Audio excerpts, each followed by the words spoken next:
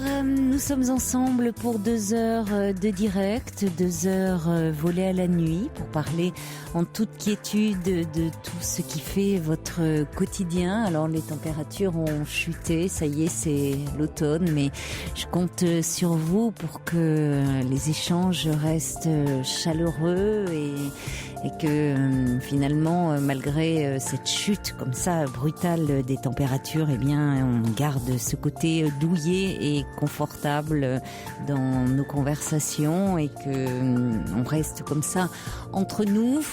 Et dans ce côté bienveillant, cette veillée que nous avons comme ça tous les soirs sur Europe 1. Alors Julie et Assiba attendent vos appels au 39 21. Vous pouvez appeler le standard jusqu'à 1h, envoyer vos courriels sur le site europe1.fr, vos SMS au 7 39 21 en commençant vos messages par le mot nuit. Vous pouvez également, si un témoignage vous touche particulièrement, si vous voulez dialoguer en direct avec un auditeur ou une auditrice, appelez ce numéro pour parler avec nous à l'antenne. Et c'est Philippe Chartier, bien sûr, qui signe la réalisation de cette émission. Jusqu'à 1h sur Europe 1, Caroline Dublanche. On commence avec Fabienne. Bonsoir.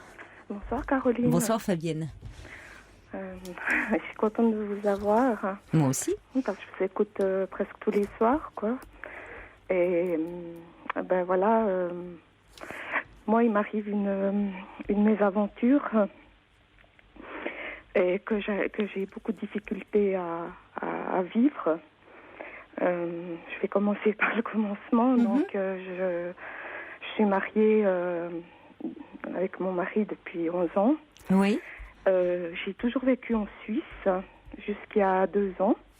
Donc mon mari est cuisinier et il travaillait en Suisse en tant que cuisinier. Et un jour, il a désiré prendre son propre restaurant. Donc voilà, en Suisse, c'était pas possible financièrement parce que c'est très très cher. Et on a décidé de venir s'installer en France parce que lui est français. Donc on a trouvé un restaurant et c'est moi qui ai financé le restaurant. Voilà. Et donc je dois dire que pendant les 9 années qu'on était en Suisse, j'ai eu vraiment une belle vie avec mon mari. J'étais toujours contente de me dire que j'avais un compagnon si charmant, si attentionné. Et puis lorsqu'on est arrivé en France et qu'il y a eu le restaurant, tout a basculé. Quoi votre relation? Oui. C'est-à-dire que, moi je travaillais au service, lui en cuisine. Oui. C'est la première fois que vous travaillez ensemble? Tout à fait, tout à fait. Moi je travaillais dans le social en Suisse, donc ça n'avait rien à voir avec la restauration. Mais je me suis bien débrouillée, simplement voilà, je suis... Disons, quelqu'un qui suis assez malade, je suis atteinte de fibromyalgie, j'ai 3 hernies discales, je dois me faire poser une prothèse du genou droit. Donc voilà, j'ai quand même assumé mon travail. Je souffrais énormément, je dormais peu, donc... c'était pas facile en étant, en faisant le service, hein, avec... Oui, et ce qui se passait, c'est que mon mari me parlait mal. Oui. C'est-à-dire qu'au lieu de me dire viens chercher ou c'est prêt, ou il criait tout le temps. Et un jour, je lui ai dit, mais je comprends pas ton attitude. Il m'a dit, ça fait 30 ans que je fais ce métier, que je travaille de cette manière, je vais pas changer pour toi. Ah oui. Quand il était en Suisse, c'était son restaurant ou il était au service de quelqu'un? Il était au service de quelqu'un. Oui.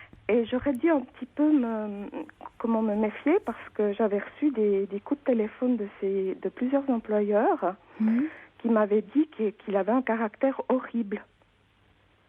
Et moi j'ai dit mais c'est pas possible, non, je connais mon mari, c'est quelqu'un de gentil, donc je voyais pas, je me disais non. Oui, mais vous ne le connaissiez pas dans son travail. Exactement. C'était quelqu'un d'autre dans son travail. Voilà, exactement.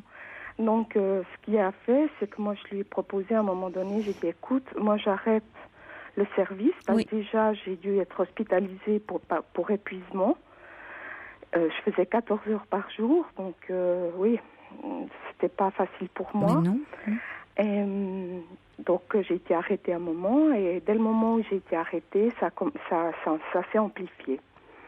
Et il a commencé à sortir après le travail, le soir, aller dans les bars et tout ça.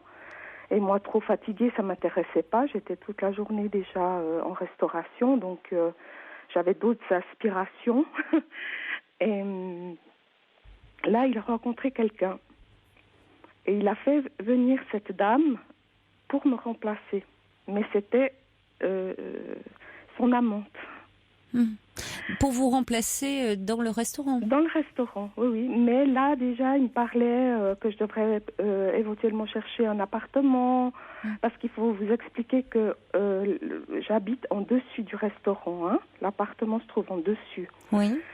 Donc, à ce moment-là, il me disait qu'il fallait que je cherche un appartement. Et moi, je me suis dit non, il n'y a pas de raison. Pour finir, il a quitté cette personne. Et là, après, j'ai repris gentiment de nouveau un peu du service. Mais pour les grandes soirées et tout, on avait toujours quelqu'un qui venait nous donner un coup de main. Et cette personne, elle s'est introduite petit à petit dans notre vie. Donc, elle est mariée, elle a 3 enfants. Elle s'est introduite dans notre vie. Puis je voyais, de plus en plus, je voyais qu'il y avait quelque chose qui se passait, mais je suis quelqu'un qui peut tellement pas penser mal que je me suis dit non, c'est pas possible. Jusqu'à un soir où j'ai dit mais qu'est-ce qui se passe avec vous deux? Je comprends pas. Et là, il m'a dit je vais divorcer. Alors, elle s'est mise à pleurer en me disant oui. Bon, elle disait mon amie, hein, c'est ça encore qui était pour moi beaucoup plus dur.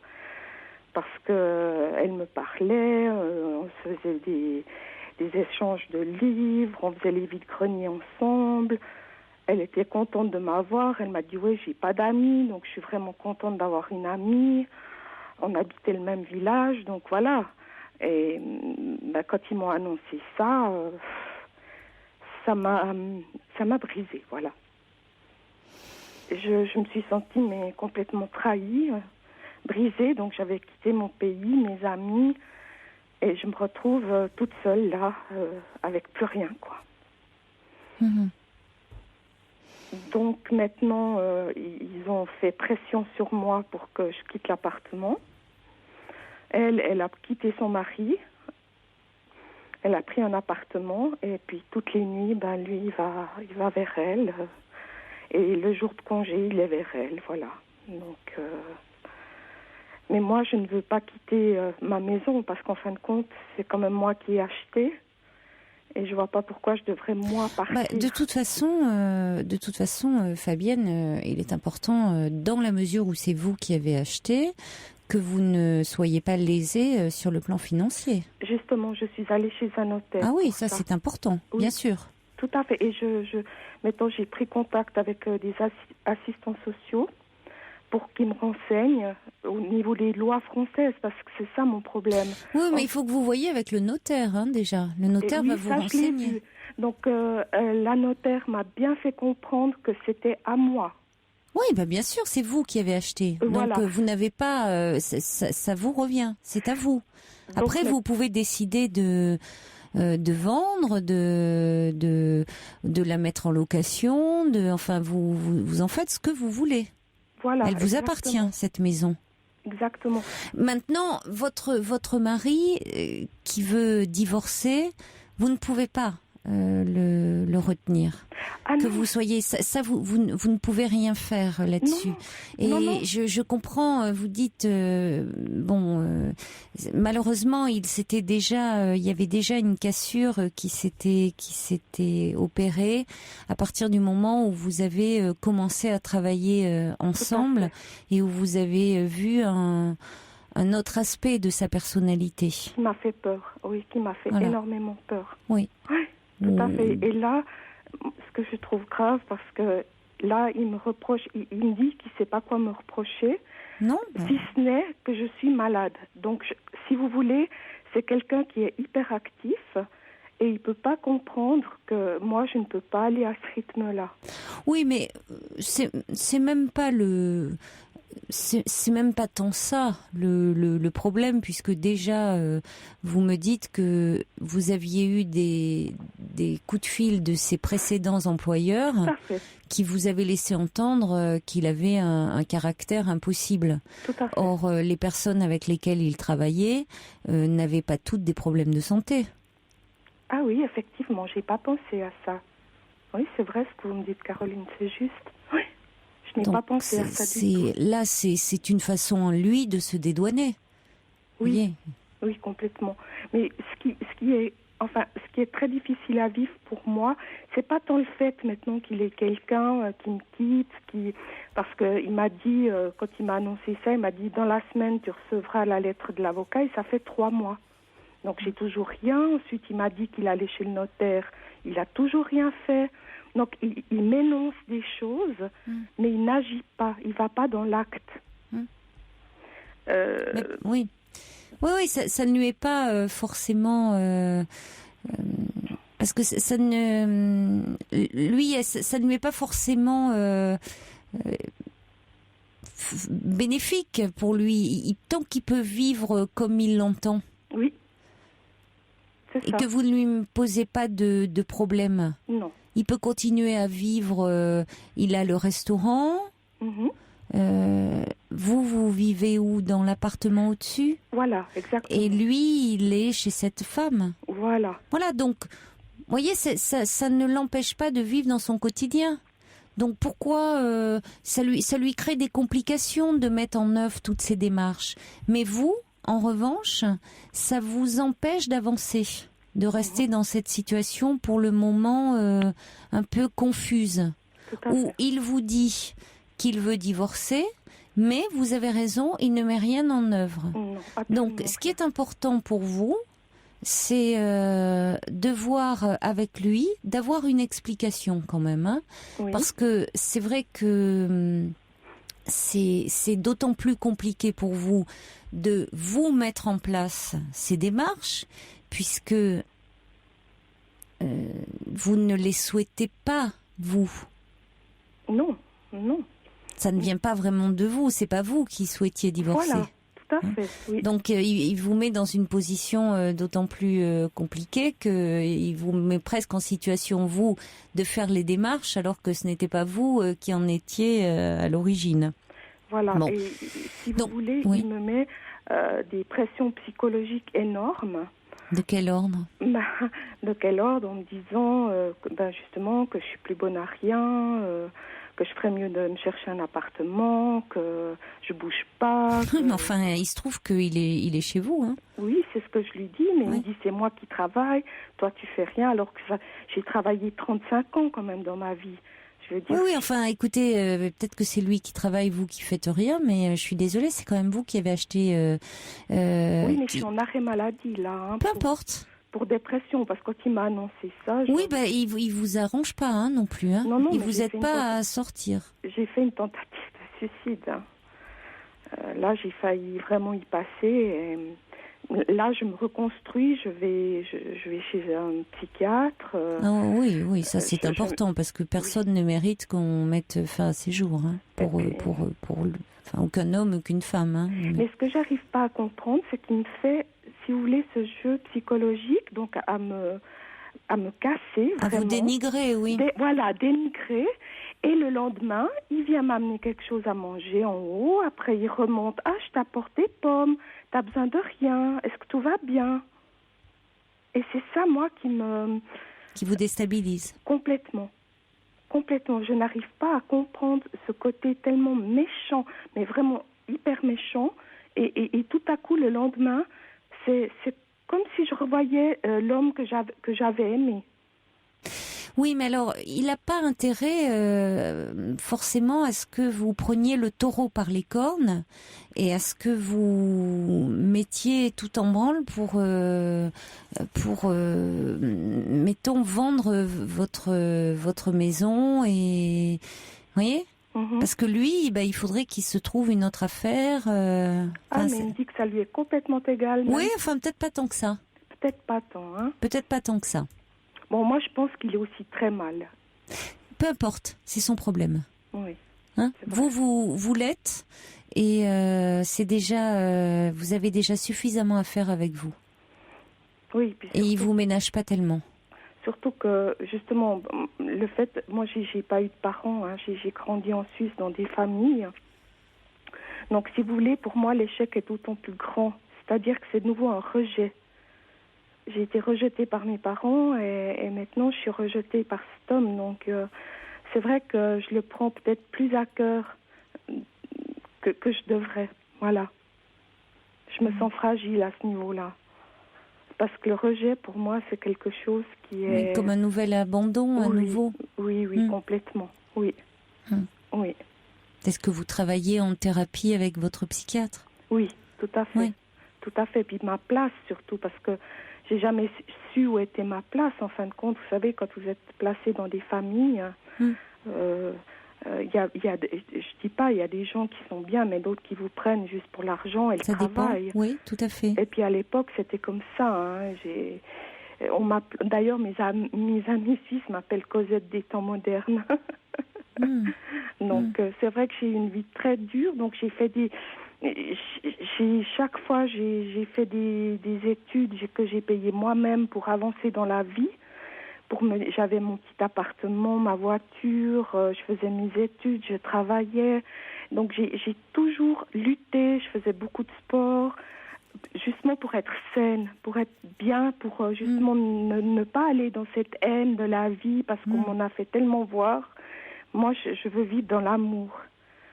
Et parfois, ça me dessert. Il ne peut pas y avoir que de l'amour ou que de la haine. C'est plus compliqué que ça, Fabienne.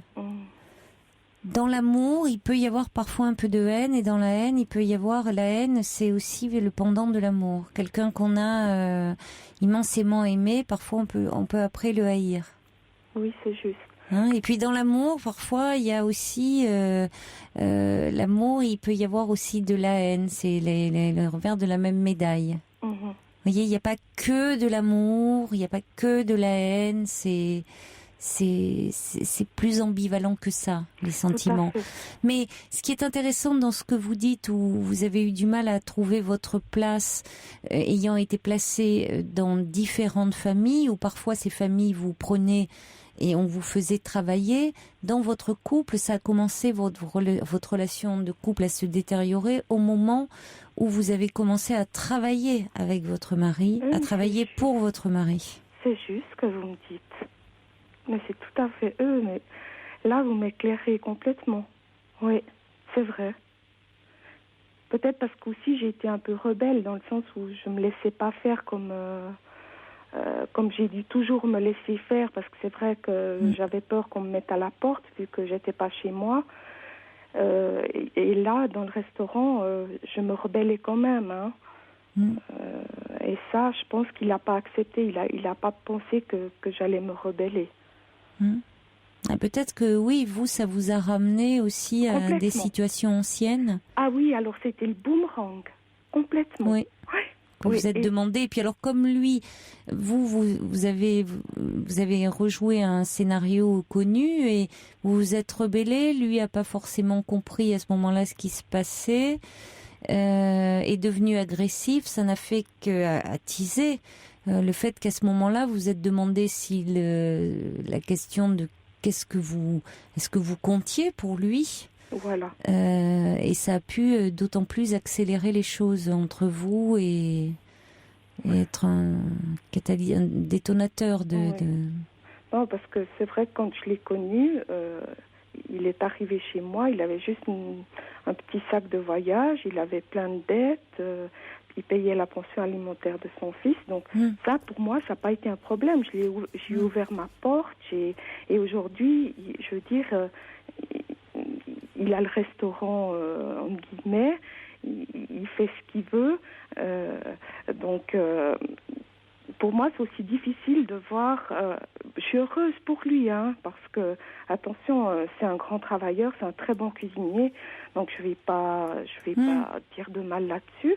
Mais par contre, de savoir tout ce qui a été fait, ce qu'on a aussi pendant toutes ces années dû galérer à cause des dettes, à cause de son fils, je veux dire, même son fils, il ne lui parle plus. Et ça... Oui, donc vous pensez qu'il n'est pas bien? Non, il n'est pas bien. Quand il vient vous voir et qu'il est mieux, les jours où il vient... Moi, ce qui m'ennuie, c'est quand il vous dénigre. Hein. Oui. Parce que c'est ça, c'est le fait qu'il vous dénigre quand même. Totalement. Parce que le fait de ne pas être bien ne l'autorise pas à vous dénigrer. Justement, oui. Hein, parce que vous n'êtes pas bien et pour autant vous ne le dénigrez pas. Non. Vous me dites c'est quelqu'un de courageux, c'est un grand cuisinier, c'est bon. Donc on peut être malheureux sans pour autant faire du mal aux autres. C'est ça. Bon. Si vous voulez vraiment tenter quelque chose, vous pouvez dire quand il vient vous voir et qu'il est plutôt gentil et bienveillant avec vous, dire bon, où en est-on aujourd'hui et tu es toujours dans le souhait de vouloir te séparer, de vouloir divorcer. Où en es-tu? Tu souhaites toujours divorcer. Vous allez bien voir ce qu'il vous dit. Oui. S'il vous dit qu'il veut toujours divorcer, dire bon ben alors on fait les démarches là. Oui. Je crois que, vous voyez, il faut que ça soit cohérent. Parce que pour vous, rester dans... Je sais que c'est compliqué, mais pour vous, rester dans cette confusion, enfin, pas dans cette confusion, mais laisser traîner en longueur, c'est pas une bonne chose. S'il vous dit « je ne sais pas », dire bah alors ça mérite d'y réfléchir. Qu'est-ce qui fait que tu ne sais pas? Pourquoi? Est-ce que c'est parce que tu es perdu, tu sais pas où tu en es avec moi dans ta relation? Qu'est-ce qui bloque? Parce que il reste à savoir s'il ne sait pas, parce qu'il ne sait pas où il en est dans sa vie, dans l'histoire avec vous, dans l'histoire avec cette femme, ou si c'est pour des raisons plus bassement matérielles, de de ce restaurant. Et ça, auquel cas, il faut pas céder là-dessus. Hein. Non, là-dessus, et c'est ça qui le dérange, parce qu'il m'a bien dit l'autre jour, et j'en ai fait des cauchemars, il m'a dit, si je te mettais tout ton fric, mais vraiment comme ça, tout ton fric maintenant sur la table, je suis sûre que tu réussirais encore à me pourrir la vie. Et je lui dis, mais je vois pas de quelle manière je te pourris la vie. Est-ce que c'est le seul fait d'exister, de respirer qui te dérange? Bon, parce que sinon, si vous voulez, c'est pas forcément la meilleure des choses de rester là où vous n'avez pas vraiment de lien. Pour vous, ça serait peut-être une bonne chose de tourner, de tourner la page. J'aime pas tellement cette expression, c'est compliqué, mais cette affaire, c'était plus à un moment ce projet qu'il avait lui de restaurant, venir en France où il avait ses racines. Vous pouvez aussi très bien décider vous de vendre, ça vous fait une somme d'argent devant vous et de repartir en Suisse, là où vous avez toutes vos racines, tous vos amis, votre famille. Bon, ma famille, j'en ai pas vraiment. Enfin, votre famille, c'est pas en France, vos proches en tout cas. Mais écoutez... Ou en France, vous êtes isolée. Non, mais Caroline, étonnamment, je me suis fait... Quand ça s'est passé, cette chose, parce que les gens l'ont appris, hein, en restauration, ça va vite. Il y a beaucoup de gens qui sont venus autour de moi et qui m'ont soutenue. Donc là, maintenant, vous envisageriez de rester ici? Oui. Ah oui. Bon, bah ça c'est après tout. C'est sympa, moi je trouve. Bon, mais si vous voulez ça après tout, vous pouvez, bien sûr. Bah oui, mais enfin, bon, en tout cas, ne pas rester dans cette situation. Voilà. Je trouve que pour vous, c'est pas, une bonne chose que lui soit dans le restaurant et vous à l'étage au-dessus. C'est pas à faire perdurer, à mon avis, cette situation. Tout à fait. Parce que il y a quelque chose d'une séparation qui ne se fait pas. Oui, voilà. Voilà. Alors vous, ça vous laisse peut-être dans l'espoir d'une relation qui reprendrait. Ah non, Caroline. Oui, mais enfin, vous n'allez pas rester éternellement à l'étage. Non, vous avez raison, mais... Symboliquement. Oui, voilà, symboliquement, on est bien d'accord. Oui. Qu'est-ce que ça veut dire? Vous avez raison. Lui, il est là, en dessous, il travaille, et vous êtes à l'étage? Oui. Non, c'est pas ça, quoi. Non. Non, et puis il monte quand il veut, donc pour moi c'est pas agréable. Hein. Vous pouvez pas tenir compte, rester comme ça, être dépendante de ces tergiversations. Oui, ça c'est sûr. Ça me démolit. Mais ça vous démolit, oui. Oui, ça me Oui. démolit. Et j'essaie, moi, toujours justement de garder mon calme, de Oui. lui parler posément. Mais Alors, quand je ne sais pas pourquoi lui, il a tant d'hésitation à se séparer. C'est Ça ça. peut être, oui, mais ça peut être pour des raisons, parce qu'il y a cette affaire. oui, Ça peut être ça aussi. moi hein. je pense. Bon, Honnêtement. alors vous avez tous les atouts en main parce que cette affaire, elle est à vous. Oui, Bon, cette maison, elle est à vous. Et si c'est parce qu'il ne sait pas où il en est, bah écoutez, à ce moment-là, vous pouvez dire, vous réglez cette relation. Moi, ce qui me préoccupe, c'est le fait qu'il vous dénigre de la sorte. Je dirais que si c'est problématique. oui. Ça, c'est juste parce que c'est un peu le yo-yo. Hein. Bon, donc en tout cas, faites bien le point avec votre notaire, mais de toute façon, c'est vous qui avez acheté, c'est vous qui êtes propriétaire, et Ça, faites c'est en clair. sorte que ça ne dure pas trop, hein, quand même, cette histoire, parce que ça, c'est pas bon pour vous. D'accord, Caroline. Petit message de Brigitte qui arrive au 7 39 21. Ces changements d'attitude intolérables sont sans doute à mettre sur le compte de ses hésitations à se séparer. David qui dit on ne reproche pas à sa femme d'être malade de cette façon-là. Yves qui dit il serait peut-être bon de faire constater un abandon de domicile conjugal pour préserver Fabienne. Raphaël de Belfort qui dit ne perdez pas espoir, vous avez beaucoup d'atouts entre les mains. C'est gentil. Voilà. Merci à tous. C'est vraiment, ça me touche beaucoup. Et oui, quand j'entends votre voix le soir, souvent je vous parle. Je trouve que vous avez une voix très agréable. Et j'aime beaucoup vos réflexions, voilà. Donc moi, je trouve ce que vous faites. En tout cas, merci. Merci infiniment pour des gens, en tout cas peut-être comme moi, qui ont besoin d'une écoute, mais d'une écoute saine, c'est ça. Parce que je peux pas, pleurer chez les gens. Donc je le fais en cabinet, je le fais avec des gens de métier, des gens qui savent de quoi ils parlent. Oui, mais c'est bien, continuez le travail que vous faites avec le lien que vous avez fait dans ce que vous avez vécu enfant. Ça va vous aider progressivement à prendre de la distance, à vous séparer de cet homme, ce que vous avez pour le moment du mal à faire. Alors, un dernier message d'encouragement d'Amanda de Corse qui vous dit « Tenez bon ». Tenez bon. Tenez bon, oui, pas forcément tenez bon dans cette relation, mais tenez bon vous par rapport à vous, hein. Oui, voilà. Je tiens bon, je tiens le bon bout, c'est ça. Voilà. Exactement. Oui. Merci de votre appel, Fabienne. Merci Caroline. Au revoir. À tout bientôt. Au revoir. Pour parler à Caroline Dublanche, appelez le 39 21, 34 centimes les minutes.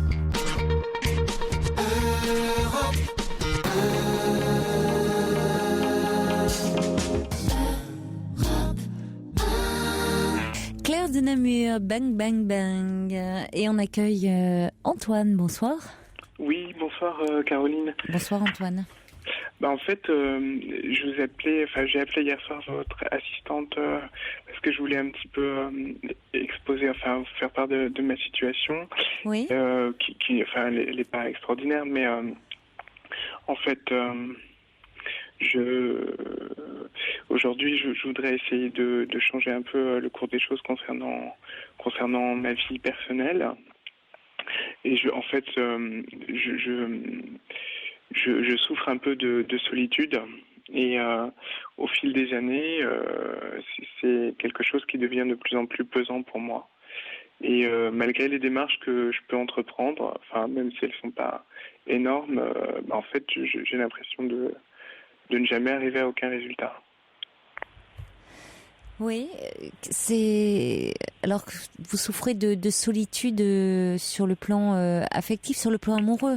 Oui, c'est ça, oui. Oui. Et vous avez entrepris quel type de démarche? Vous avez quel âge déjà? 38 ans. Oui, donc ça va, vous êtes un jeune encore. Vous avez déjà fait des démarches pour rencontrer des femmes Oui, je travaille, je suis dans la vie active, mais j'essaye d'avoir quand même des activités extérieures. Mm-hmm. J'ai d'ailleurs quand même quelques très bons amis. Hein. Je suis pas seul en tant que tel, mais si vous voulez, je sens qu'il y a comme un blocage par rapport aux relations que je peux avoir avec les gens et notamment avec les filles, par exemple.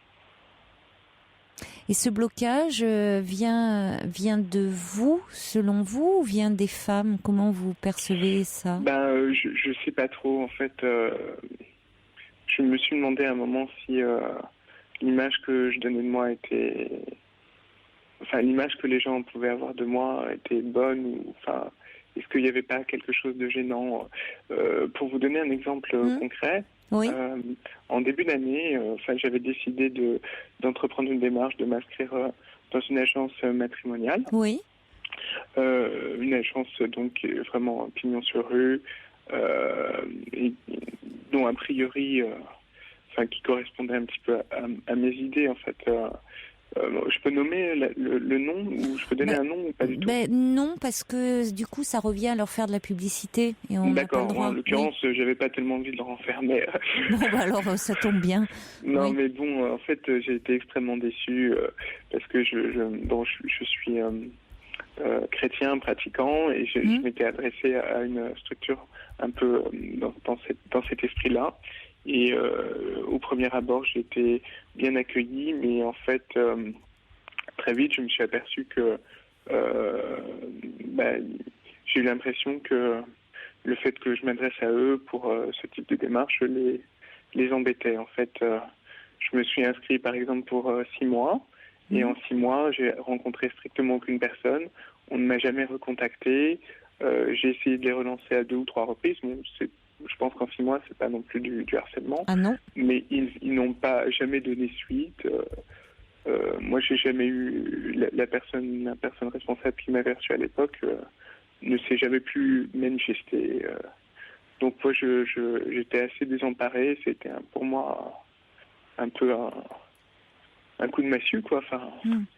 Ça m'a pas trop... c'est pas normal parce que vous vous êtes inscrit, vous avez payé en 6 mois le fait qu'ils ne vous présentent personne. Alors en fait, je me suis pas. inscrit, mais en fait, quand j'ai expliqué un petit peu ma situation, la personne m'a dit, écoutez, on va vous mettre... On va vous inscrire dans un listing, mais on ne peut pas vous garantir que vous rencontrerez quelqu'un, et on n'est pas sûr de pouvoir vous présenter quelqu'un qui vous corresponde. Donc, mais c'était par rapport à quoi qu'elle vous disait ça? Par rapport au fait que, en fait, j'ai un petit handicap. En fait, je suis juste hémiplégique, et puis aussi je suis pas très grand, un petit peu myope, donc. Je sais pas, est-ce que c'est des choses qui sont, représentent un gros obstacle? Je sais pas, mais en tous les cas, pour elle, ça semblait être quand même quelque chose d'un peu difficile, qui méritait un traitement particulier, en l'occurrence. Elle vous l'a présenté comme tel? En tout cas, moi, je l'ai compris comme tel. Oui, si vous l'avez compris comme tel, c'est bien qu'elle vous l'a... ce que vous avez ressenti, ça correspondait bien à quelque chose... c'est bien qu'elle a fait passer quelque chose, certainement. Oui. Et moi, ou à moins que ce soit vous qui en ayez conçu un certain complexe de tout ça. Je ne sais pas. Non, aussi. Mais c'était juste, je pense, pour jouer carte sur table, quoi. Enfin. Oui. Bon, parce que être de petite taille, myope, et votre hémiplégie, c'est de naissance. Et qu'est-ce que vous avez? Vous avez un accident? Non, c'est de naissance. C'est de naissance. Et de petite taille, je suis pas nain non plus. Mais c'est taille normale, mais plutôt petit, quoi. C'est tout. Oui, c'est ça. C'est pas forcément. Non. Et mais vous, ça veut dire que votre hémiplégie, c'est visible, c'est quelque chose. Oui, c'est visible parce que je boite, quoi. Mais pour moi, c'est pas extraordinaire. C'est juste que quand vous vous présentez, dans ce type de démarche, forcément, c'est mentionné parce qu'aujourd'hui, ça fonctionne comme ça. Et puis. D'accord. Oui. Mais ça m'empêche pas de vivre. J'ai un métier, Non. je travaille dans une bonne entreprise, je vous dis encore une fois, un très bon groupe d'amis. Mais néanmoins, Et ça vous empêche pas ça ne vous empêche pas de pouvoir séduire. Ouais, enfin, j'ai des Ou est-ce amis que qui vous me en trouvent doutez? sympathique, mais Ah oui, mais sympathique, c'est ça. On peut être sympathique, Oui. mais est-ce que vous doutez de pouvoir séduire avec ça? un petit peu, en fait, Voilà, j'ai l'impression c'est la question que je vous pose. Ouais, je pense qu'il y a un moment où il y a quand même un blocage. En fait, les gens que je côtoie, en règle générale, enfin, ça se passe bien avec eux, le courant passe bien, tout. Mais pour passer à une relation autre, plus intime ou peut-être plus amoureuse, tout simplement, en fait, j'arrive difficilement à franchir le cap. Et les rares fois où ça a pu se produire, en fait, c'était dans des cas très particuliers. Les filles que j'ai rencontrées étaient des personnes, alors étrangères, parce que c'était dans le cadre de vacances, quand je pars à l'étranger, par exemple, ou c'était aussi des personnes un peu plus âgées que moi, et qui, en l'occurrence, à la période où je les rencontrais, peut-être n'étaient pas au mieux, c'est-à-dire qu'elles étaient peut-être un peu déprimées ou elles souffraient de quelque chose. Ça allait pas très bien, quoi. Et moi, en général, j'ai plutôt une oreille attentive. Je suis assez attentif aux autres. Et dans ces cas-là, ça fonctionnait bien. Et assez à l'aise, hein, je trouve. Enfin, quand là, je vous entends depuis que je parle avec vous. Alors, bon, bien sûr, on est au téléphone. Il n'y a pas le. Oui, c'est ça. Vous êtes peut-être plus à l'aise au téléphone. Vous voulez me dire que dans un contact direct. Non, mais quand même, on sent des choses, je trouve. Vous paraissez pas timide. Bah, pourtant, vous n'êtes pas quelqu'un de timide, j'ai l'impression. Ouais. Si. Pourtant, les gens qui me côtoient dans le milieu professionnel ou disent toujours de moi, y compris même mes amis qui me connaissent bien, disent que je suis quelqu'un de trop réservé, qui n'ose pas aller de l'avant, qui n'ose pas s'affirmer. Et ils ont en partie raison. Mais au téléphone, bon, ça va. Là, de toute façon, Non, mais je veux dire, dans l'échange... Oui. Dans l'échange, on vous sent à l'aise dans l'échange, dans le fait de mener une discussion, c'est fluide. La parole, on vous sent vraiment, vous menez un échange de façon, votre parole est fluide, vous rebondissez, enfin, donc ça, il y a déjà de la séduction là. Ouais, peut-être. Et c'est comme si vous n'en étiez pas conscient.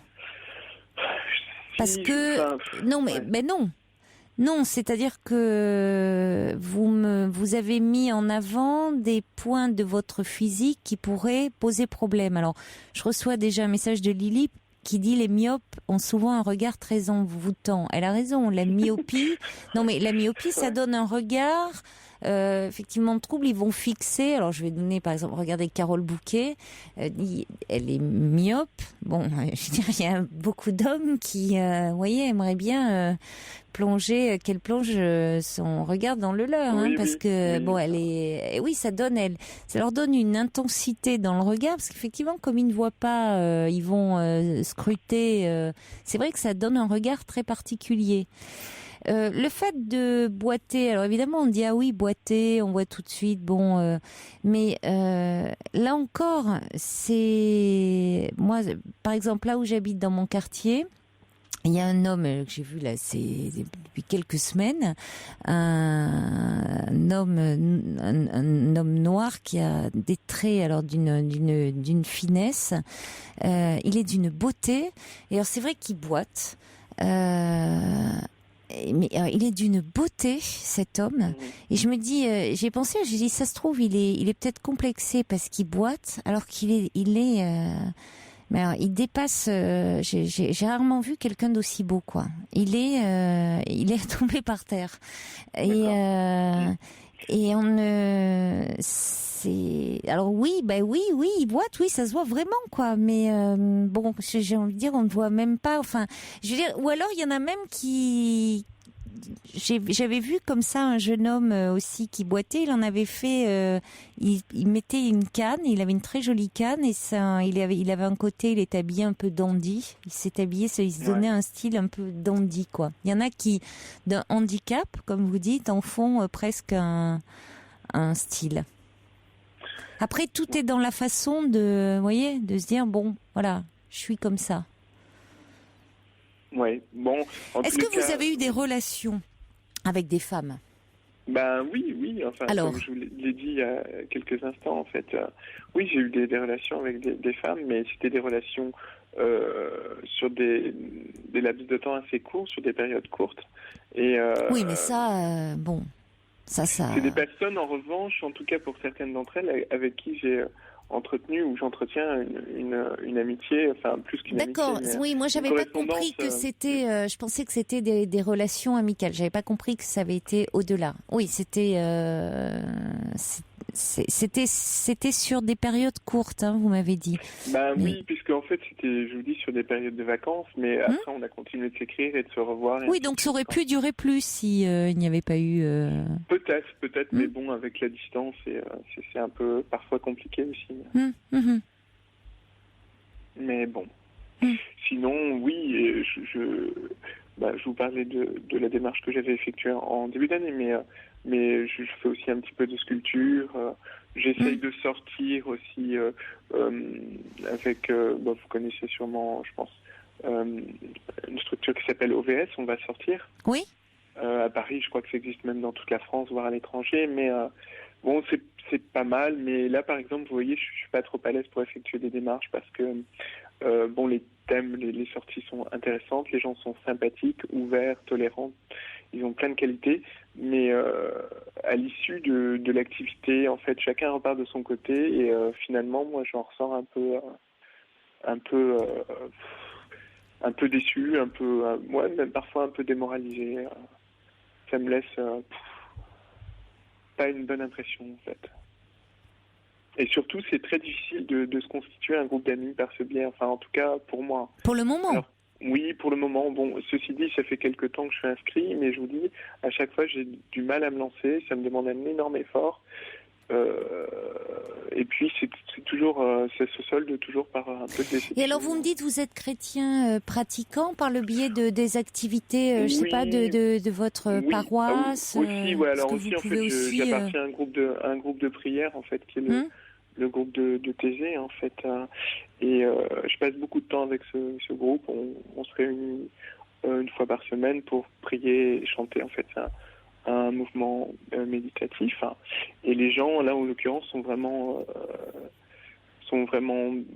bien, enfin c'est-à-dire sympathiques, faciles d'accès, ouverts d'esprit, enfin disons que c'est un groupe dans lequel je me sens parfaitement bien et je le souligne parce que globalement j'ai du mal à m'insérer dans les groupes, enfin à trouver ma place dans un groupe, mais dans ce cadre-là, non, je me sens très très bien. Et ce que j'apprécie tout particulièrement, c'est que c'est des gens qui sont pas guindés ou c'est des gens, je sais pas, des personnes, on pourrait dire entre guillemets très cool, quoi, sympa, quoi. Je sais pas comment. Et vous avez toujours eu du mal à trouver votre place dans un groupe ? Je pense peut-être même que oui, c'est vrai que j'y réfléchissais un peu. Peut-être que depuis l'enfance, c'était un peu difficile. Peut-être que j'étais assez protégé. Même je me souviens par exemple dans les cours de récréation, je me mêlais pas trop aux autres. Alors est-ce que justement ce handicap on vous a beaucoup protégé, votre famille vous a protégé, oui. Est-ce que dans la cour de récréation ça vous a valu d'être un peu l'objet de moqueries? Non, pas du tout. J'ai toujours été hyper couvé. Mais par qui?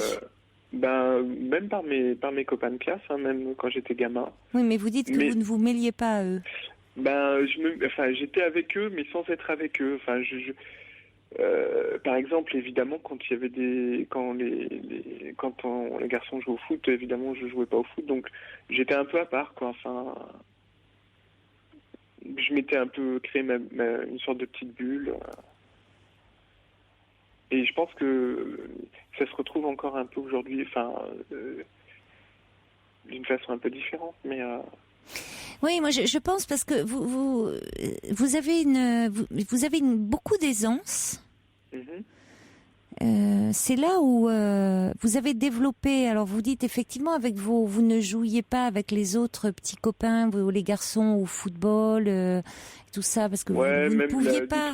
Tous les jeux de ballon, enfin. Mais voilà, vous ne pouviez pas. Ballon prisonnier ou je sais pas quoi. Mais voilà, vous ne pouviez pas. Ça vous a isolé par rapport à des jeux collectifs que font les garçons. Vous avez développé d'autres facultés. Oui, sans doute. Ouais, mais... Oui, mais dont vous n'avez pas pleinement conscience. Peut-être. Vous n'avez pas, vous ne mesurez pas les atouts que vous avez. Ouais, c'est dommage. Oui. Vous fixez sur le manque et pas sur le potentiel que vous avez. Parce que même au standard, vous avez dit, vous l'avez dit de façon plus crue que là, en disant que d'emblée vous aviez parlé de ce problème de handicap, en disant, bon, vous faisiez le lien, si ça vous bloquait pas au niveau des rencontres, si c'était pas un peu repoussant, pour les autres. Oui, c'est vrai. Alors que je pense que parce que vous avez dit quand vous parliez de l'image que les gens vous avez dit ont de vous, et puis c'est là où vous avez enchaîné sur cette agence de matrimoniale et où finalement on ne vous a présenté personne et où la femme comme si non évidemment il est handicapé, on va lui présenter personne. Mais moi je pense c'est pas forcément l'image que les gens ont de vous. C'est plus c'est plus quelque chose que vous êtes collé aussi, un peu identifié à ça. Oui, on peut voir. Il s'agit pas de nier ça. Oui, vous boitez, mais vous résumez pas à ça. Non. Non, mais je sens bien que, je vous dis, en fait, il y a quelque chose qui bloque, qui fait obstacle. Oui, mais je pense qu'il y a quelque chose en vous-même. Ouais, peut-être. Par contre, oui, encore une fois, avec les personnes que j'avais pu rencontrer, les quelques filles que j'ai rencontrées, ça se passait bien parce qu'elles-mêmes rencontraient... souffrait de certains problèmes, qui n'étaient pas forcément des problèmes physiques. Mais voilà, on a tous, quelque chose qui peut, des petites blessures, voire invisibles, vous voyez. Alors vous vous dites, bon, elles avaient quelque chose, elles se traînaient quelque chose et donc elles ont ça a pu bien marcher avec vous. Mais je pense que vous pourriez aussi, faire une belle rencontre avec une femme qui a pas forcément, qui sort pas forcément d'une dépression ou de je ne sais quoi. Ouais, mais alors c'est intéressant ce que vous me dites parce que ça me remet des choses présentes à l'esprit. Je me souviens que dans cette fameuse agence matrimoniale, la personne avait considéré que compte tenu du fait que j'avais un petit problème entre guillemets, ce serait bien que je rencontre aussi une personne qui ait tel ou tel type de blessure, alors que ce soit d'ordre physique ou psychologique ou je ne sais. Mais parce que c'est naze, pardonnez-moi, mais parce que ils mettent les gens dans des cases. C'est redoutable, c'est redoutable. En fait, j'en suis convaincu, mais j'en suis convaincu maintenant et ça a été, je vous dis, ça a été une déception. C'est terrifiant la vie de cette façon-là, parce que vous, elle, c'est dans sa tête qu'elle boite, elle. Vous voyez, pourtant. Et elle se fait du business là-dessus. C'est terrible, quoi. Ils ont pignon sur rue et ils jouent. Mais oui, mais c'est ça. C'est vous avez. Alors vous avez un petit handicap. Je vais vous faire rencontrer quelqu'un comme ça. Attendez, c'est terrible. La vie, ça se met pas dans des cases, quoi. C'est redoutable. Plaqueur de Paris. Oui, mais ça vous a atteint, ça vous a affecté. Ça vous a affecté et vous êtes dit, voyez, parce que vous m'avez dit ça, vous m'avez parlé, vous m'avez donné cet exemple-là au moment où vous m'avez dit, au fond, quelle image les gens ont de moi. Donc, au-delà de l'image que les gens ont de vous, c'est aussi l'image que vous donnez, l'image que vous avez de vous. Et je pense qu'il y a peut-être quelque chose à travailler là-dessus pour prendre confiance en vous. Parce que vous voyez le manque, vous voyez pas le potentiel, Antoine. Et vous avez beaucoup d'aisance. Ouais. C'est ce que dit Cathy. Tiens, vous trouvez que Serge Lama a l'air handicapé ? Serge Lama. Ouais. Alors, c'est pas de votre génération, mais il boite, Serge Lama, suite à son accident. Je le connais pas suffisamment. Il a eu un accident de voiture terrible. Okay. Il s'en est sorti. Il a failli mourir de cet accident de voiture. Il en est sorti avec effectivement, il boite. Mais je veux dire, il a rien d'un handicapé et il aime les femmes, hein, et il a eu beaucoup de femmes dans sa vie. Ouais. Et Brigitte dit, vous avez beaucoup de qualités, une voix très agréable. Bon, quelques imperfections physiques, ça ne compte pas vraiment. Sarah dit, vous parlez de votre aspect physique. Je pense, moi, que vous avez une image un peu négative de vous, mais je pense surtout que vous avez une très belle voix. Oui, les femmes sont très sensibles à votre voix. Mais derrière cette voix, moi, je sens une très grande aisance. Et ça veut dire beaucoup. Oui, mais enfin, en tout cas... Oui, mais à travailler, Antoine, d'accord ? D'accord. Écoutez un peu. Bonne chance à vous. Merci beaucoup. Au revoir. Merci, bonne soirée, au revoir. Au revoir. Europe 1, Caroline Dublanche. Pour intervenir dans l'émission, appelez le 39 21 34 centimes la minute. Brooke Fraser, Something in the Water. Alors, je reçois des messages. Amanda de Corse me dit, mais dans Angélique Marquise des Anges, Geoffrey de Perrac, boité et pourtant quel charme. Ah oui, c'est vrai, Geoffrey de Perrac. Et puis, quelqu'un me dit, mais Dr House boite aussi et pourtant quel homme, quel charme, quel charisme. First Lisa me dit, Nobody is perfect. Et puis, Fifi me dit, Philippe Gildas a bien écrit le livre Comment réussir sa vie quand on est petit, breton et avec de grandes oreilles. Et il paraît qu'il a mis une photo de lui où vraiment c'est assez terrible.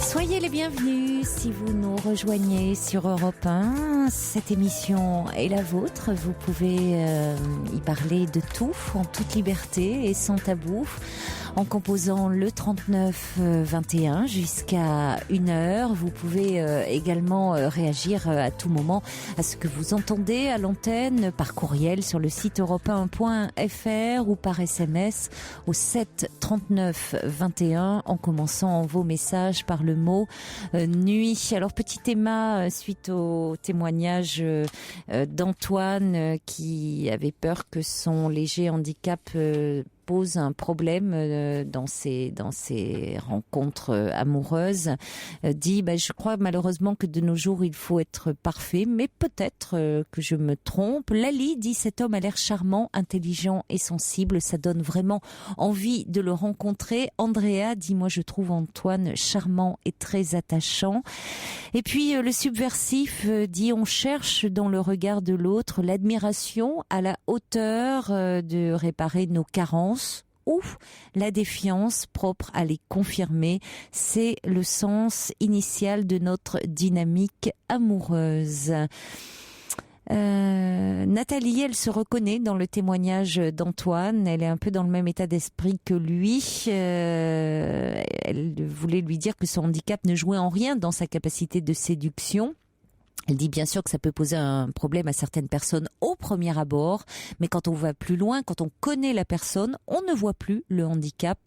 Et elle ajoute, son seul obstacle pour rencontrer quelqu'un, c'est avant tout lui-même et rien d'autre. Bonsoir Clément. Bonsoir. Bonsoir.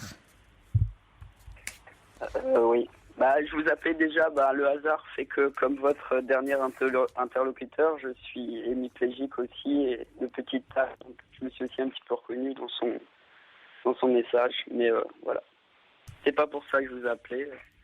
Je vous appelais pour entendre votre voix, parce que c'est vrai que souvent, quand je rentrais le soir ou j'entendais votre voix, et je me disais que vous aviez une voix chaleureuse et douce, agréable, et ce soir, j'en ai un peu besoin, quoi. C'est une date anniversaire pour moi. Il y a 7 mois, j'ai perdu un de mes meilleurs amis dans un accident de voiture, et c'est vrai que maintenant, dans ces dates-là, je me sens assez mal le soir, quoi. C'est la date anniversaire de son décès. Oui. Aujourd'hui, ça fait 8 mois. Ouais. Jour pour jour. Ouais. C'est vrai que je le considérais un peu comme mon grand frère, et ça a été très dur, et du coup, à chaque fois, le 6 de chaque mois, il y a beaucoup de souvenirs qui remontent, et c'est vrai que ça fait mal. Il avait quel âge ?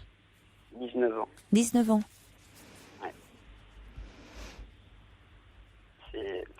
C'est vrai, malheureusement, rien d'en parler, là. Oui, malheureusement, les accidents de voiture, c'est la première cause de mortalité chez les jeunes. Oui. Et c'était c'était un peu comme un grand frère pour vous. Vous avez 18 ans, Clément. 18 ans, oui. Oui. On s'est connus tout petits, et puis on a grandi ensemble. Ouais. C'est un ami d'enfance. Oui, on s'est rencontrés tout jeunes. On vivait dans le même coin, on faisait du foot ensemble, et on a été au collège ensemble, et voilà. Et c'est vrai que dernièrement, on était très proches, on allait toujours dans les soirées ensemble, tout ça, et c'est vrai que ça fait un grand, grand vide d'un coup, quoi. Oui, ça a été très brutal, forcément. Oui. Ouais. Puis il y a le fait que là, pour les études, j'ai dû déménager. Et du coup, je suis très loin des autres amis de cette personne. Et du coup, avant, on se serrait les coudes entre nous. Mais vous pouviez en parler ensemble, oui, voilà, parler de lui. Là, du coup, l'éloignement fait que c'est plus compliqué encore qu'avant. Vous vous sentez d'autant plus seul. Voilà. Parce que vous avez déménagé, vous êtes dans une école, vous êtes en faculté maintenant ? Oui, en faculté. Je suis parti à 300 km maintenant de l'ancien lieu d'habitation. C'est vrai que du coup, c'est encore plus dur, parce que c'est vraiment, on se retrouve tout seul dans un endroit où on connaît personne. Oui. On se sent souvent seul. Et vous avez pu vous faire des amis un peu dans ce nouvel endroit ? Oui, ça, y a pas de souci. J'arrive facilement à me faire des amis, mais c'est vrai qu'à chaque fois, du coup, c'est vrai que c'est dans les moments difficiles que justement les nouveaux amis connaissent pas forcément les raisons Et c'est vrai que souvent, je me sens mal, et ils peuvent pas comprendre, eux, alors que vous pouvez leur dire que vous êtes malheureux parce que vous avez perdu un ami d'enfance qui est dans un accident de voiture. Ils peuvent comprendre. Ils peuvent pas ressentir ce que vous éprouvez, mais ils peuvent comprendre que vous êtes malheureux. Oui, c'est quelque chose, c'est contradictoire. Là, j'en parle, mais dans le reste du temps, je le garde vraiment pour moi, quoi. Oui, pourquoi ? Je suis quelqu'un qui garde assez profondément ses sentiments, et je sais pas, j'aime pas m'étaler sur ce genre de... je m'entends dans la vraie vie, au quotidien. C'est vrai que je garde ça pour moi.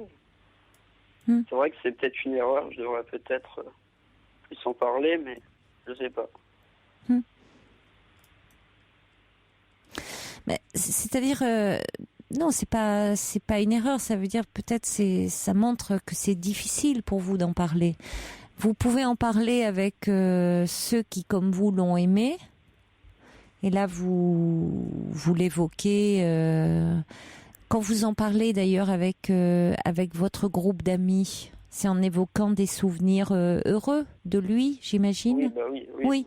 Ça vous fait du bien là ? Qu'est-ce que vous ressentez ? Oui, c'est de la nostalgie. En général, oui, ça soulage. Ça... Oui, c'est important, ça vous fait du bien. Oui, c'est vrai que c'est quelque chose qui m'a aidé à faire en partie mon deuil, de se remémorer tous les souvenirs en commun qu'on avait. Bah, votre deuil, il est pas fait, il peut pas être fait comme ça. C'est toujours, c'est encore trop tôt. Il compte énormément perdre un ami aussi proche, aussi cher. Et puis c'est tellement récent, ça ne fait que 8 mois. Et puis c'est terriblement la mort de quelqu'un d'aussi jeune est toujours terriblement injuste. Ouais. Là, ça va déjà mieux. Je dis pas que c'est encore très dur, mais ça va mieux que dans les premiers mois. Je commence à retrouver le sourire et le goût de la vie, on va dire. Parce qu'au début, je sortais plus de chez moi, j'avais plus envie de rien, quoi.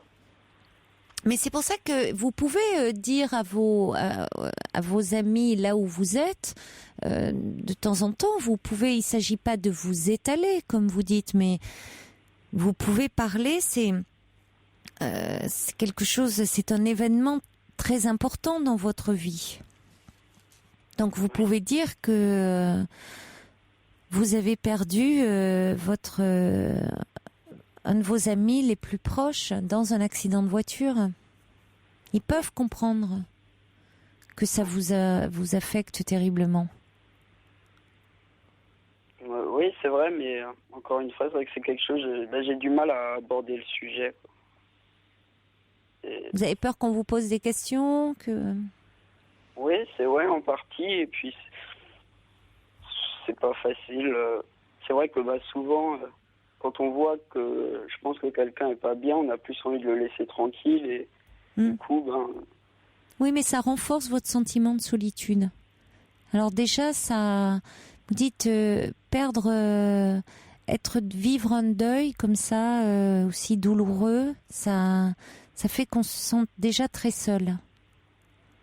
Donc ne pas pouvoir en parler, ne pas pouvoir échanger, ça renforce encore cela. Oui, c'est vrai. Vous avez pu en parler avec, je sais pas, donc vous en parlez avec vos amis, c'est important, vos parents. Ils le connaissaient, vos parents, puisqu'ils l'ont connu aussi petit. Vous me dites, un ami d'enfance. Oui, j'en ai pas énormément parlé avec mes parents. Non. C'est quelque chose, c'est vrai que je gardais vrai. À part justement avec le cercle d'amis très proche, où là effectivement on en parlait beaucoup, on parle encore toujours. À part ça, j'en ai parlé à très très peu de gens, quoi. Même d'autres amis de là où j'habitais qui le connaissaient moins bien, étaient au courant du décès, mais c'est justement, ils ne comprenaient même pas pourquoi des fois j'allais mal. C'est vrai que ça fait bizarre parce qu'on se dit,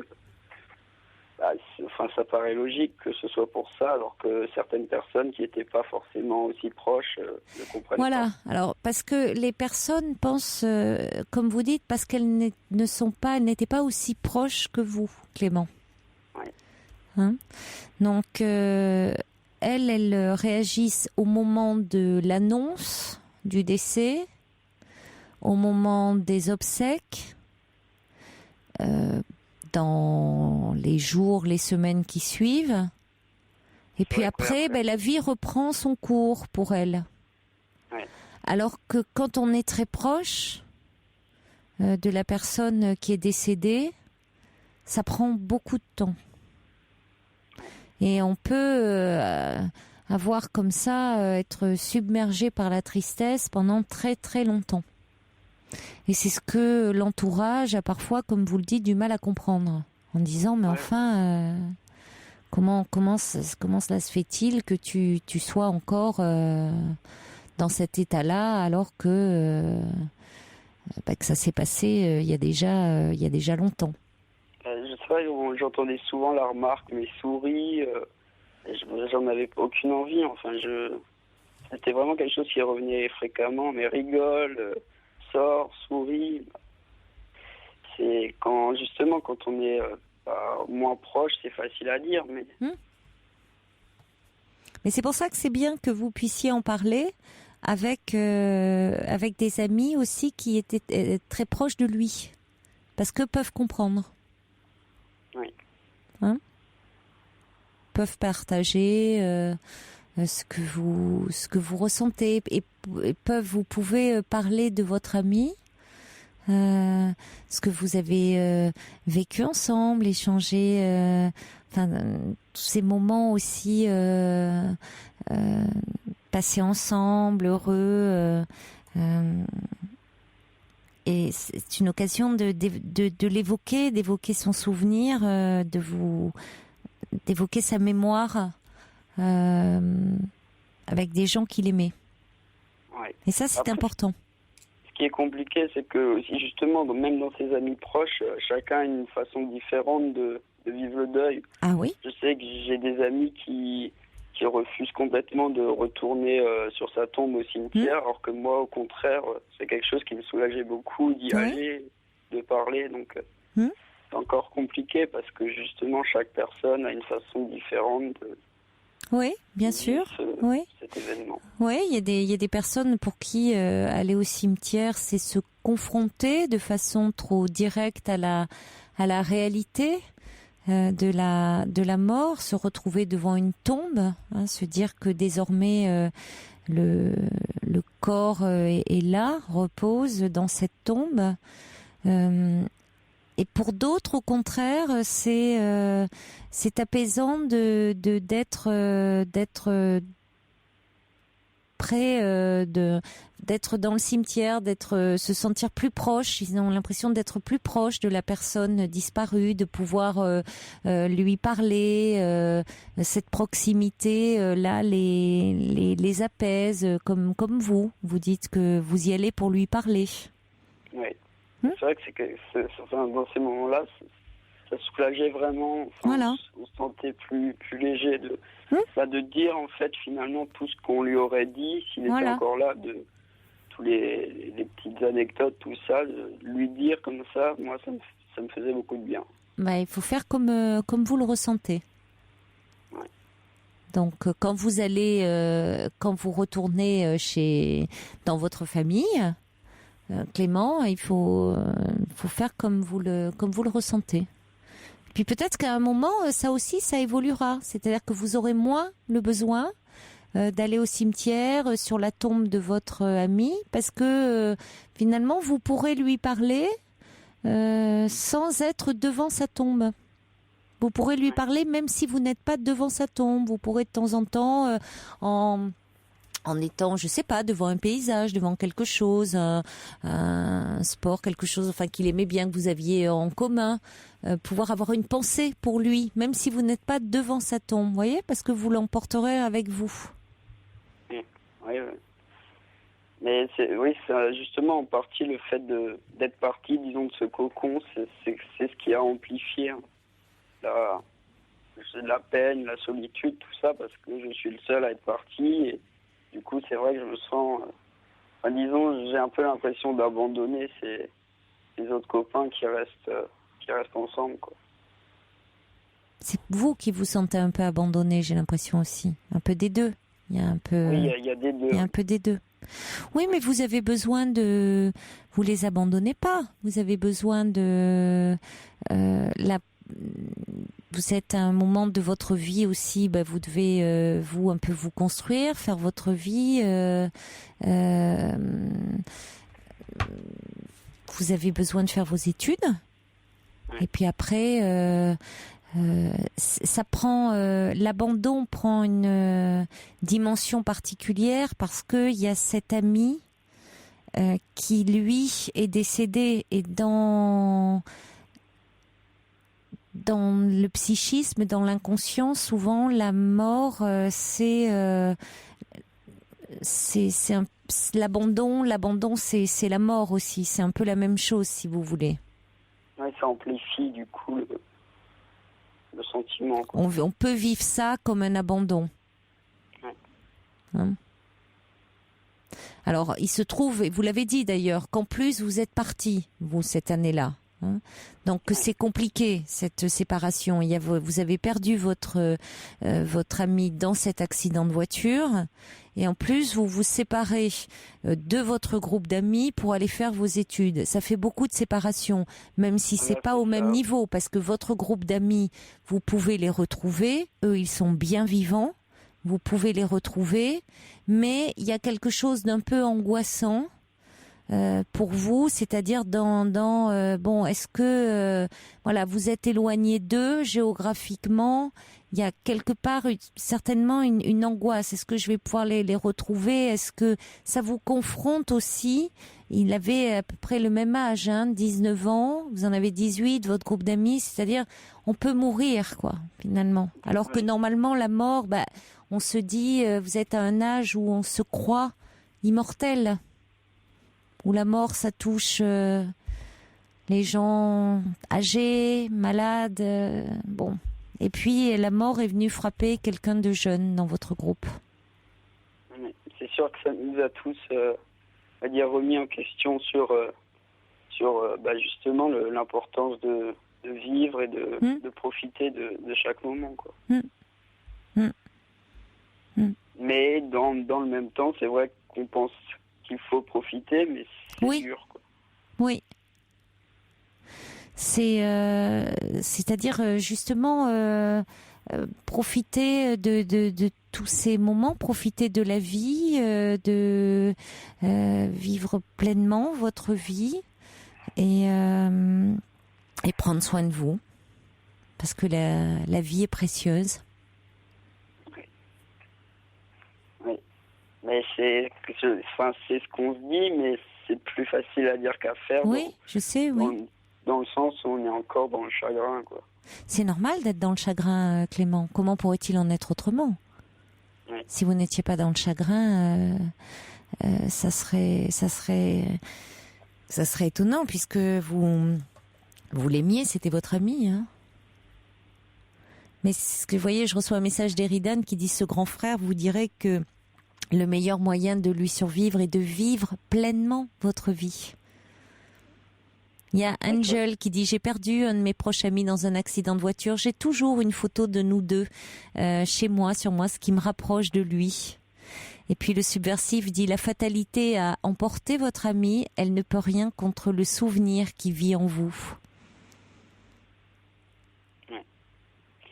C'est donc, pareil, j'ai aussi toujours des photos de lui et moi dans le portable, partout. Et vous lui parlez, c'est-à-dire que vous pouvez lui parler même si vous n'êtes pas sur sa tombe. Oui. C'est aussi possible, ça. Bon, en tout cas, vous nous en avez parlé ce soir. Oui, ça m'a fait du bien. C'est vrai que c'est important. De faire sortir un peu tout ce qu'on a au fond, ça soulage. Et par rapport à ce que vous disiez de votre handicap au départ, il y a Yves qui dit: je comprends bien ce jeune homme, je suis handicapé polio à 16 mois, c'est vrai que la vie est pleine d'obstacles, mais ça ne m'a pas empêché de me marier, d'avoir 3 enfants, et dit Yves, puisque vous rebondissiez aussi sur le témoignage d'Antoine. Donc bon, la vie... Sur ce sujet-là, moi j'ai eu la chance que le handicap ne soit pas trop grave et j'ai jamais eu de gros obstacles non plus à franchir. Bon. Là-dessus, j'ai pas à me plaindre comparé à d'autres personnes qui ont le malheur que justement j'ai connu dans les traitements les différents médecins d'être bien plus gravement atteints que moi, quoi. Bon, vous avez bien fait en tout cas d'appeler pour en parler. N'hésitez pas, vous, à en parler peut-être à certaines personnes de temps en temps, à pouvoir dire aussi que vous êtes triste parce que vous avez perdu un ami qui vous était très cher, Clément. Oui, je vais suivre le conseil et essayer de... Et puis donnez-vous du temps, parce que c'est normal d'être malheureux. Oui. Je vous embrasse, Clément. Merci beaucoup. Au revoir. Au revoir. Au revoir. Au revoir. Pour parler à Caroline Dublanche, appelez le 39 21 34 centimes les minutes.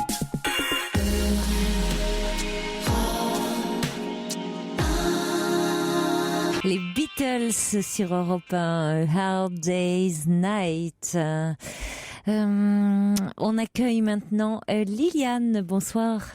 Bonsoir Caroline. Bonsoir Liliane. J'étais venue il y a un petit mois et demi, je ne sais plus. Oui. Et là j'écoute ce soir, les gens parlent de réconfort quand on vous entend. C'est vrai, moi aussi j'écoute très souvent et ça me fait beaucoup de bien malgré j'ai 63 ans, j'ai pas 19 ans comme la personne d'avant. Et puis j'ai écouté Antoine auparavant avec le handicap. Moi je travaille chez des personnes aussi handicapées, je suis auxiliaire de vie et j'ai une personne donc qui est aussi qui a une attaque cérébrale et qui a aussi beaucoup de difficultés. Parlez bien dans votre combiné. Oui. Je parle un peu plus fort. Oui. Ah, vous avez un micro aussi dans votre votre téléphone, oui, parce que je vous perds là. Oui. Oui, je parle aussi un peu vite et j'avale des fois un peu mes mots. Il faut que je précise un petit peu, voilà. Ça c'est pas grave, mais qu'on vous entende bien, voilà. Qu'on m'entende bien, voilà. Oui. Voilà, moi j'avais appelé il y a un petit moment, concernant une rupture. J'étais avec un compagnon et puis ça s'était très mal passé la rupture. Enfin bon, ça fait 2 ans maintenant qu'on est séparés.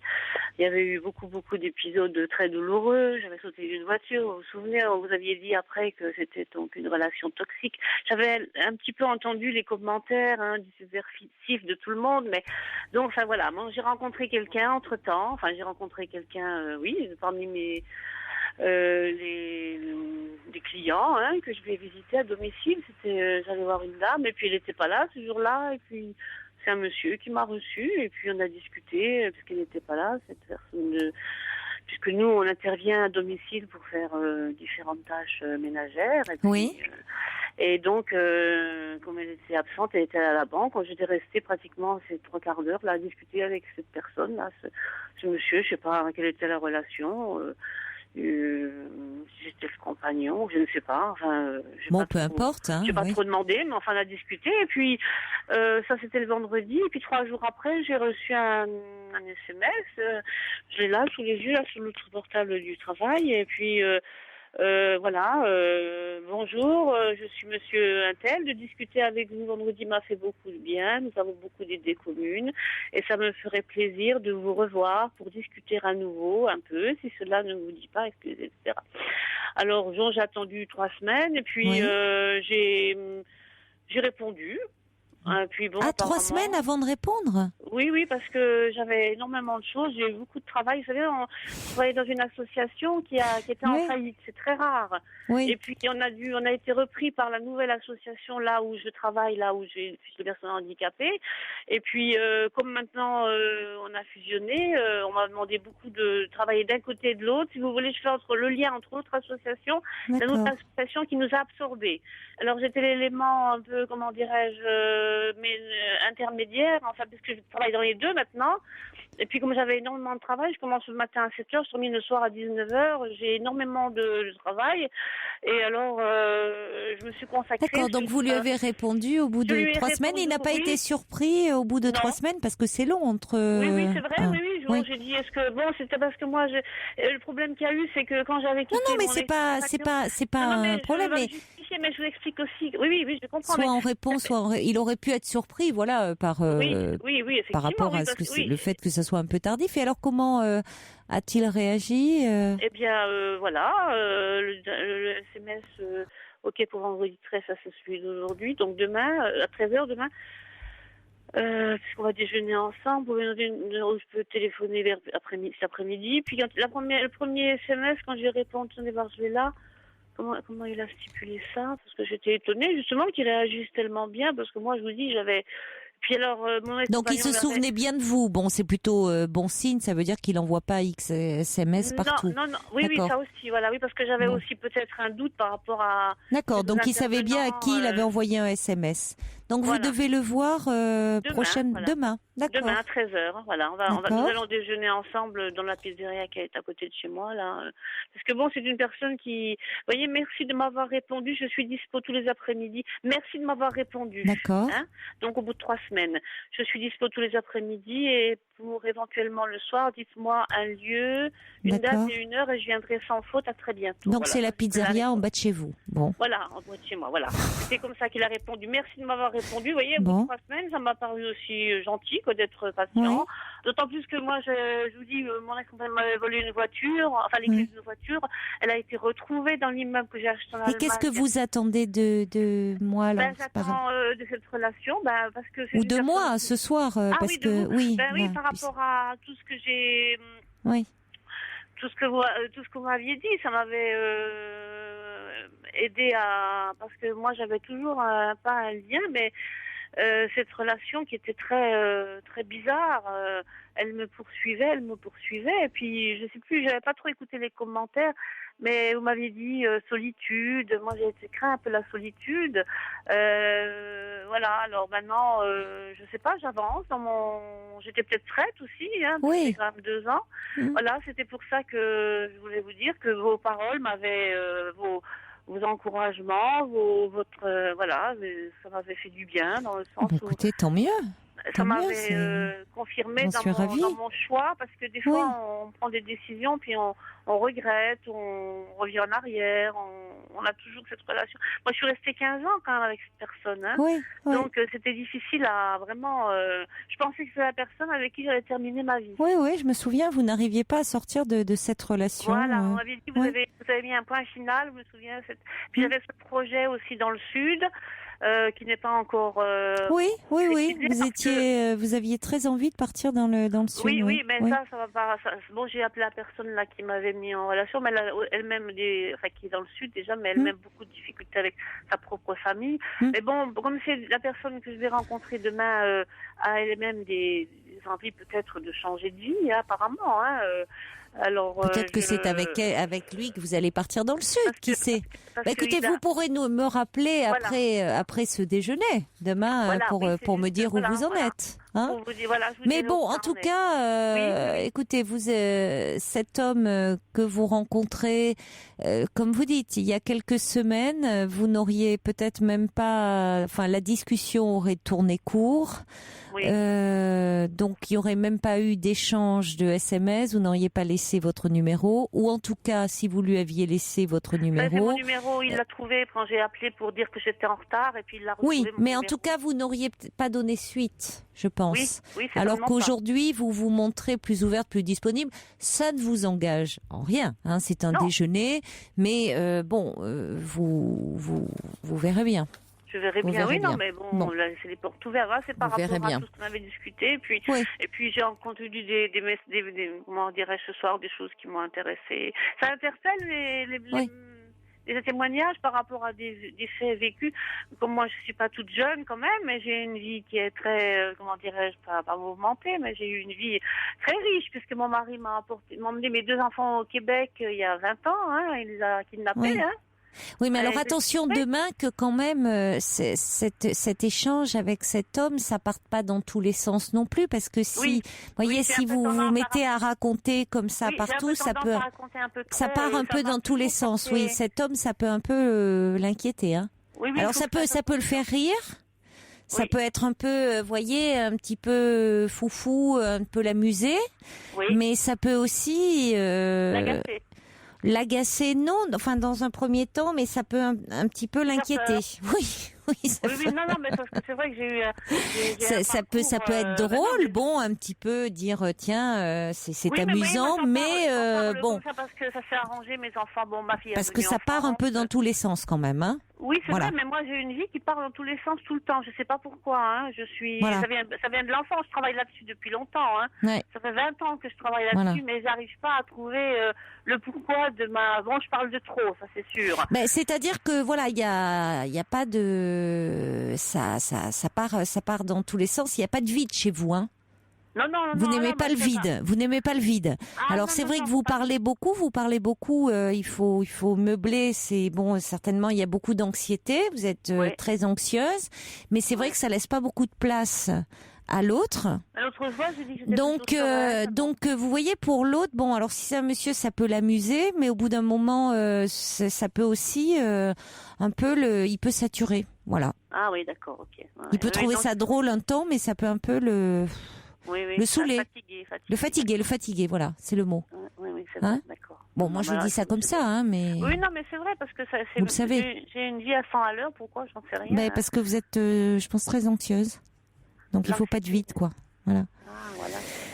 Allez, vous me raconterez Bien. si vous voulez. Ben, je raconterai. Merci beaucoup. Au revoir, Voilà, au revoir merci, Liliane. Caroline. Au revoir. Au revoir, merci. Pour intervenir dans l'émission, appelez le 39 21 34 centimes la minute.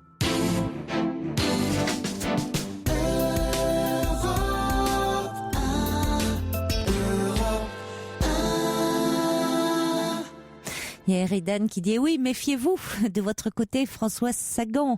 Et on va accueillir Nicole. Bonsoir. Oui, bonsoir Caroline. Bonsoir Nicole. Je vous ai appelé déjà il y a plusieurs années et donc je vous rappelle toujours pour le même motif. Mon mari est décédé il y a 8 ans. Oui.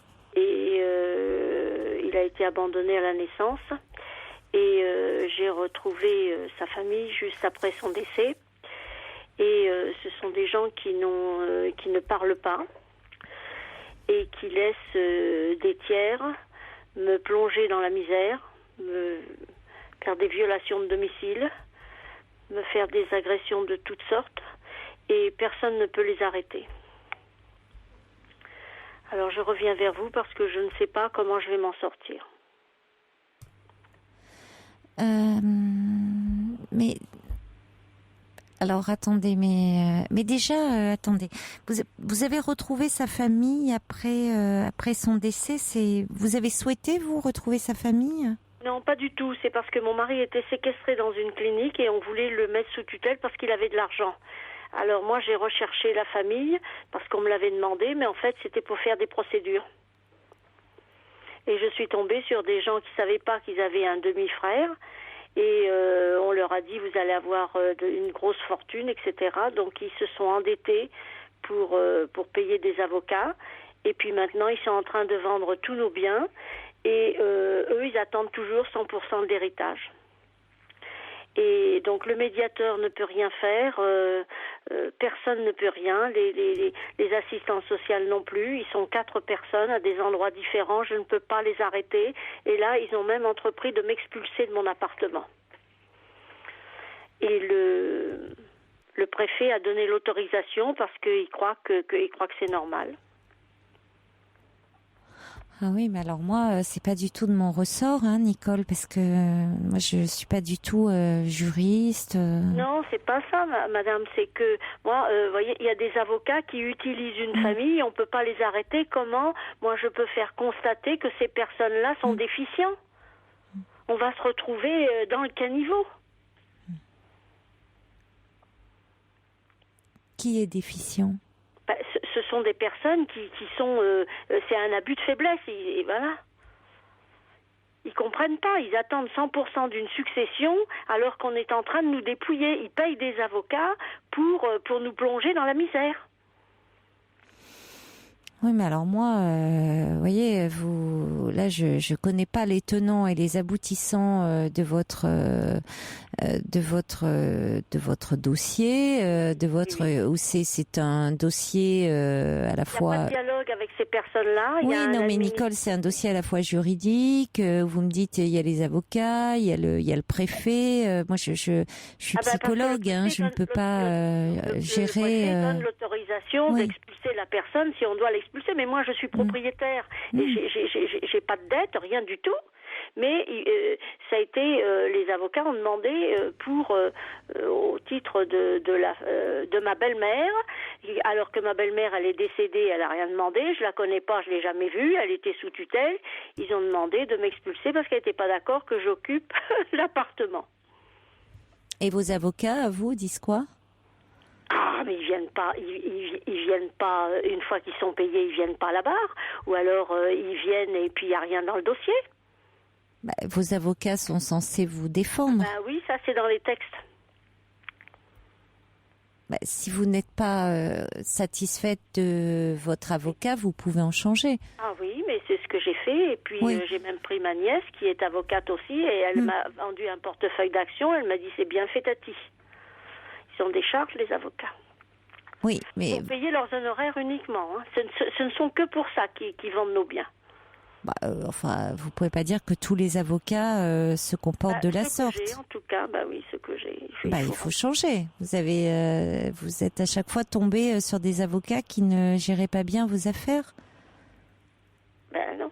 Mais finalement, tout le monde vous persécute. C'est-à-dire qu'ils sont très bien, les avocats, mais à partir du moment où ils prennent, où ils sont avec le confrère, ça y est, ils vous connaissent plus. C'est terminé.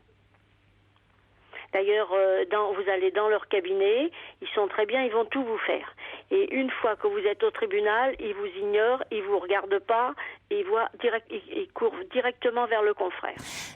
Cela dit, s'il y a des sommes importantes en jeu, ils ont tout intérêt à ce que ce soit vous qui puissiez en être être bénéficiaire, parce qu'ils touchent un pourcentage sur cette somme. Mais ils ont déjà pris tous les biens, ils n'ont pas besoin de prendre un pourcentage, ils ont déjà pris 4 assurances vie qui sont chez le bâtonnier. Ils ont détourné ça en disant que c'est la belle famille qui avait demandé ça. Le bâtonnier n'est pas caisse de dépôt et consignation depuis 8 ans. Et le séquestre est à mes frais. Qui est de votre côté? Eh bien, personne. Les avocats font des procès avec des... Non, mais vous vous retrouvez seul. Vous avez des enfants? Non. Non. Non. Mais de votre famille, il n'y a personne qui vous soutient? Mais je suis seule, madame. Mais je ne comprends pas qu'on vous expulse de votre maison. Oui, parce qu'on a dit, les avocats ont dit que je devais de l'argent à ma belle-mère. Ma belle-mère, je la connais pas, je savais pas qu'elle était décédée et elle avait une part de 25% à non, mais qu'il y ait une part, d'accord, mais pas de là à ce que vous soyez totalement expulsé. Il y a quelque chose qui ne va pas. Elle n'a même pas accepté la succession, je suis la seule héritière. Eh ben, c'est pour ça, il y a quelque chose qui ne va pas. Ben, bien sûr qu'il y a quelque chose qui ne va pas et le juge m'a dit c'est moi qui décide, c'est l'argent de votre mari, c'est pas à vous. Ben, vous étiez mariée. Oui, bien sûr. Donc vous êtes si vous êtes mariée sous le régime de la communauté? Oui, j'ai un testament authentique. Bon.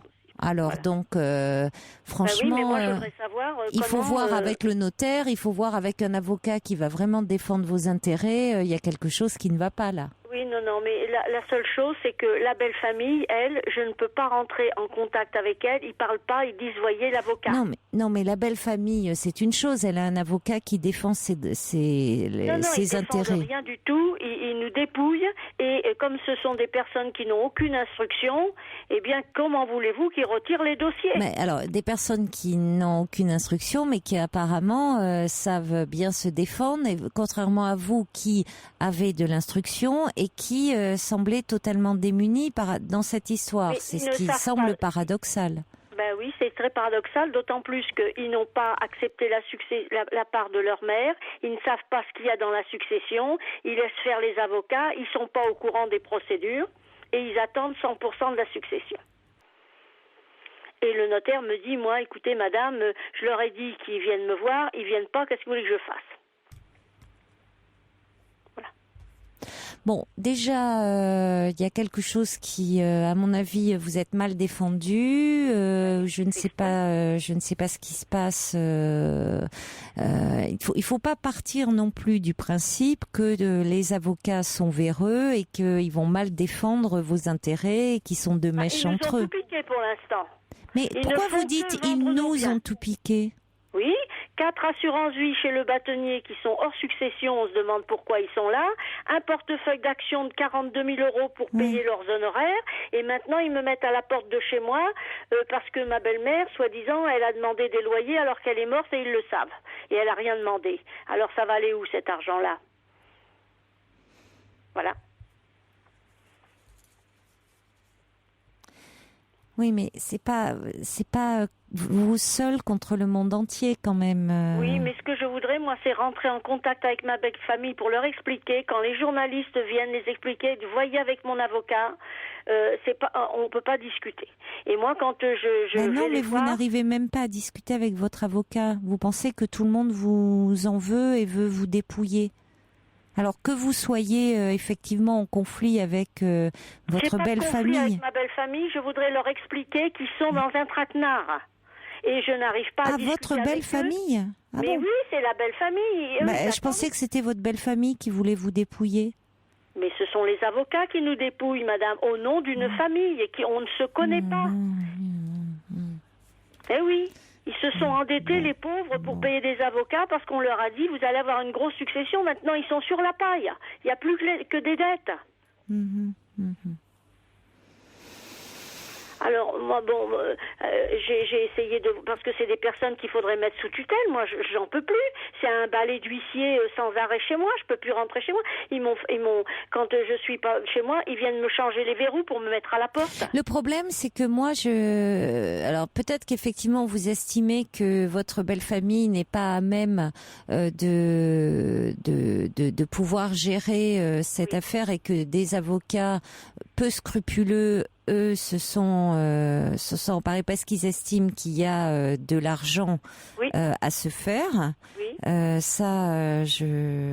Je comprends mieux maintenant ce que vous voulez dire. Raison, les journalistes peuvent même pas les approcher. Ils disent voyez mon avocat.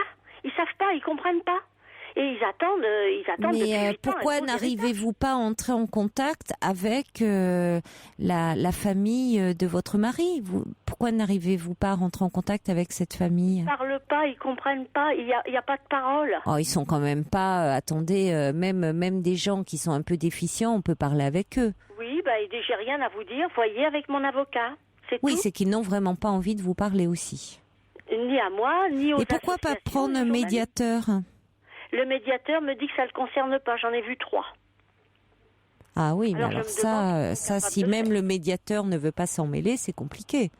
Oui. Le médiateur dit et le notaire ne voudrait pas à ce moment-là faire...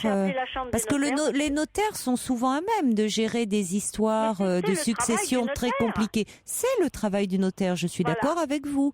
Les notaires gèrent des histoires de succession très compliquées, souvent.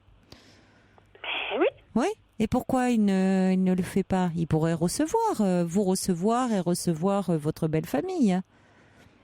Et justement, il ne fait pas son travail. Et aujourd'hui, j'ai appelé la chambre des notaires. On m'a dit, mais pourquoi il ne fait pas son travail? Voilà. Et je l'appelle régulièrement. Il me dit, j'ai pas de nouvelles, ou je suis en rendez-vous, je vous rappelle. Et puis les années passent, il ne va plus rien nous rester. Et à ce moment-là, pourquoi il n'y a pas possibilité de changer de notaire?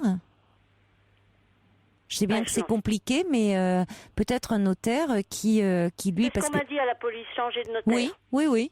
Un notaire qui accepterait, parce que les notaires sont souvent c'est là où il y a des révélations, découvrent des enfants cachés. Enfin, les notaires, gèrent des histoires de famille extrêmement compliquées. C'est parfois des familles qui ne se parlent plus. On découvre, je vous dis, des enfants cachés, des secrets de famille, des choses comme ça. Ils sont habilités à gérer des situations souvent très explosives, très complexes. Donc, vous voyez, même la police vous le dit. Peut-être que la solution serait de changer de notaire. Et lui pourrait être un médiateur. Ça pourrait être une voie à envisager. Mais le problème, madame, c'est que dans les dossiers, dans les tribunaux, ils mettent des faux et c'est très grave. Des faux quoi? Des faux notaires? Non. Écoutez, là, peut-être envisager de voir du côté du notaire. Oui. Parce que lui peut jouer ce rôle de médiateur. Oui, parce que c'est bon très courage grave. En tout cas, parce que là je vois pas. Moi effectivement, je vois pas là ce que je peux vous conseiller de plus. Bon courage en tout cas pour cette histoire qui me paraît assez compliquée. Au revoir. Et il y a Brigitte aussi qui dit vous pouvez écrire avec précision ce que vous pensez de cette affaire à votre belle famille. Là, ils auront peut-être envie de vous lire en étant assez simple dans vos termes. Bon courage à vous. Corneille, le jour après la fin du monde, nous serons encore là, nous. Après la fin du monde, 21/12/2012, nous serons là, vraiment. Allez, je vous embrasse. Excellent week-end, faites de doux rêves. Il est maintenant 1h.